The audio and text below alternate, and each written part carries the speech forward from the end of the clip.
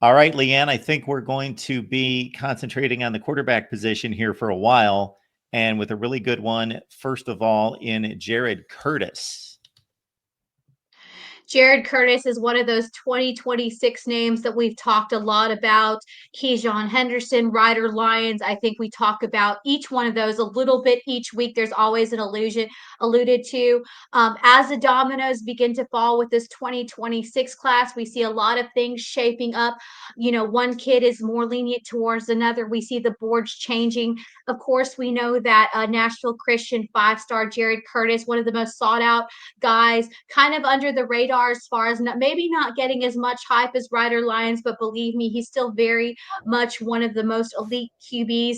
Has had a long offer list. He was one time, Georgia was a program from the jump that was really in tune with his recruitment. He was a one-time Georgia commit, but the minute that he decided to reopen, Oregon really came in the mix. So it's going to be interesting when it's all said and done. If Georgia will prevail in this one. It's down to Georgia and Oregon.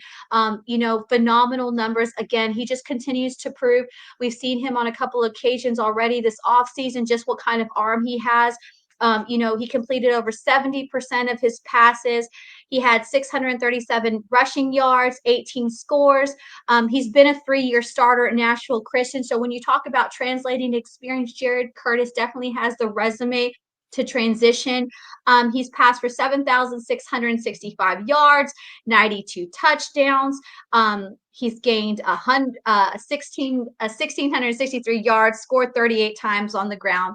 Again, he just brings the top shelf. When we talk about top shelf, when it comes to quarterbacks, as far as arm and capability, Jared Curtis definitely fits the bill. Again, it'll be interesting to see his commitment date we're hearing is set for May 5th. So it's still a little bit ways off. I believe it will be a battle to an end. While Georgia and Oregon, he has said, are his top two classes. Again, when we see elite quarterbacks like Jared Curtis, as we see the dominoes kind of fall when it comes to this 2026 quarterback room across the board, we can expect that doesn't stop the recruitment happening. Some other teams that we're still hearing for, one team in particular that we know has been kind of really been in the mix across the board since he, initially decommitted from Georgia is Auburn, Alabama, Ohio State. Ole Miss has been on the kind of under the radar because we know that they're still looking for a strong 2026 class. So again, there's a possibility that somebody could creep in between Georgia and Oregon, but we do hear that Curtis talks a lot about, the relationship that he's had with Kirby Smart. But again, when he decided to decommit from Georgia and reopen his recruitment, it was nothing against the Bulldogs. He just, like many of these guys, he wanted to entertain and see what else was out there. And we know, of course, the Georgia quarterback room. We know the situation in Georgia right now off the field, has changed a lot of recruitments and whatnot, but they still remain in the hunt. And then on the flip side of things, as soon as he did that, as soon as he decommitted Mark from Georgia, Oregon was right there, and rightfully so. But again, the interesting thing that we've talked a lot about as far as Oregon, Mark, is that quarterback room.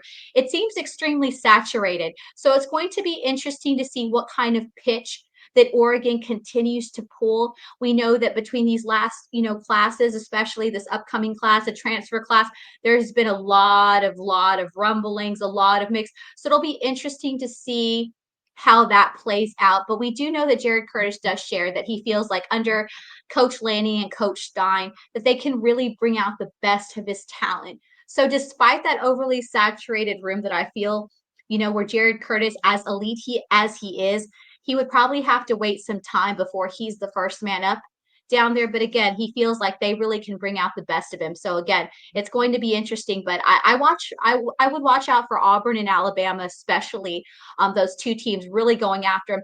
Hugh Freeze has really been kind of under the radar when it comes to Curtis. We know that his QB room has kind of been upheaval and to say the least. But again, it'll be an interesting recruitment. But May 5th will be the day, and it seems that it's down officially to Oregon and Georgia. So we'll see who makes that last push for him.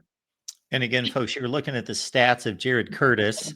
And just to extend, Leanne, on a point that you made, when you look at that 70% completion percentage from this past season, That is up from 56% the year before. And I've only gotten to see about 3 plays from him. So I'm not going to analyze based on 3 plays, but I'm looking at stats that tell part of the story. And going from 56% to 70% is not just more completions, but when you can throw 15 more touchdowns, you go from 25 touchdown passes to 40, throwing 70 less passes.